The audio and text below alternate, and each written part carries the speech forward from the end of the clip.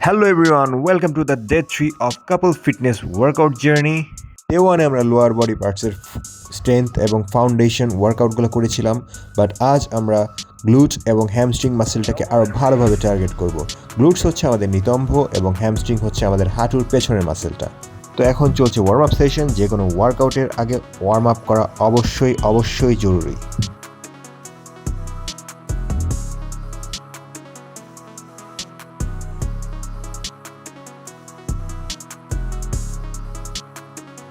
তো আমাদের প্রথম ওয়ার্কআউট হচ্ছে ডাম্বেল রোমানিয়ান ডেডলিফট বিগিনারদের জন্য। মানে মনে করুন মৃতদেহকে মাটি থেকে তুলতে হবে, কিন্তু পিঠ সোজা রাখতে হবে, অবশ্যই বাঁকানো যাবে না। নিও সোজা থাকবে, শুধুমাত্র গ্লুট বাইরে বেরিয়ে আসবে। মনে করতে হবে একটা চেয়ারে বসবো, কিন্তু হাফ বসার অবস্থান থেকে আমরা সরে আসবো। তো এখন অ্যাডভান্স লেভেলের জন্য আমি প্রথম আমার ওয়ার্কআউট করব ডেডলিফট। এটা হচ্ছে ট্রেডিশনাল যে ডেডলিফটটা, এটা আমি গ্র্যাজুয়ালি প্রোগ্রেসিভ ওভারলোড দিয়ে 5 সেট পারফর্ম করব 6 রেপস করে। হেভি ওয়েট লিফট করার জন্য অবশ্যই বেল্ট পরিধান করতে হবে, আর না হলে লোয়ার ব্যাক ইনজুরি হতে পারে। কিন্তু বিগিনারদের জন্য এই ওয়ার্কআউটটা কিছুদিন পর বডি এবং স্ট্রেংথ ডেভেলপ করলে ধীরে ধীরে করা উচিত। ডেডলিফট একটি কম্পাউন্ড মুভমেন্ট। এটি শুধু গ্লুট এবং হ্যামস্ট্রিং নয়, এটি ওভারঅল বডি সহ এবং ব্যাক মাসেলেও কাজ করে।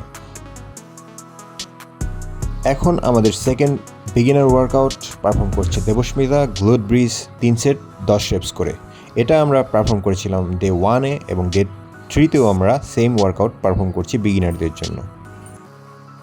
আমার second workout Bulgarian split squat, day 1-এর মতন সেম ওয়েতে পারফর্ম করছি। চলে এলাম আমাদের থার্ড ওয়ার্কে, লেগ কার্ল। এটা হ্যামস্ট্রিং মাসেলের জন্য চমৎকার কাজ করে। লেগ কার্লে রিভার্স মোশন বা নামানোর সময় অবশ্যই পা ধীরে ধীরে নামাতে হবে।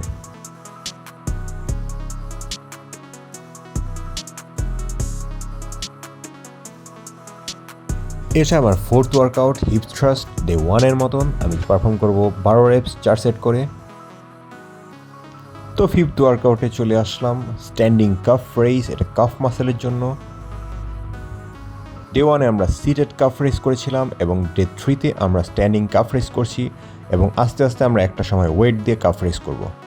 আমি পারফর্ম করছি স্টিফ লেগ ডেডলিফট। স্টিফ মানে হচ্ছে অনমনীয় বা সোজা থাকবে। মোট কথা হচ্ছে পা ভাঁজ হবে না। ফ্লোরে কিছু পড়ে গেলে আমরা যদি তুলতে যাই, পা ভাঁজ না করে সেভাবেই এই ওয়ার্কআউটটা করতে হবে। বিগিনারদের ফিফথ ওয়ার্কআউট হচ্ছে রিভার্স লাঞ্জেস। এটা 6 রেপস করে 3 সেট পারফর্ম করবে প্রতিটি পায়ে। অ্যান্ড জোকস অ্যাপার্ট, এই ওয়ার্কআউটে আপনি মনে করতে পারেন যে আপনি এক পা পেছনে দিয়ে কারো সামনে মাপ চাইতে যাচ্ছেন। সামনের পায়ের অ্যাঙ্গেল অবশ্যই 90 ডিগ্রি থাকবে। আজকের মতন আমাদের ওয়ার্কআউট শেষ। See you next time. Day 4-এ দেখা হবে।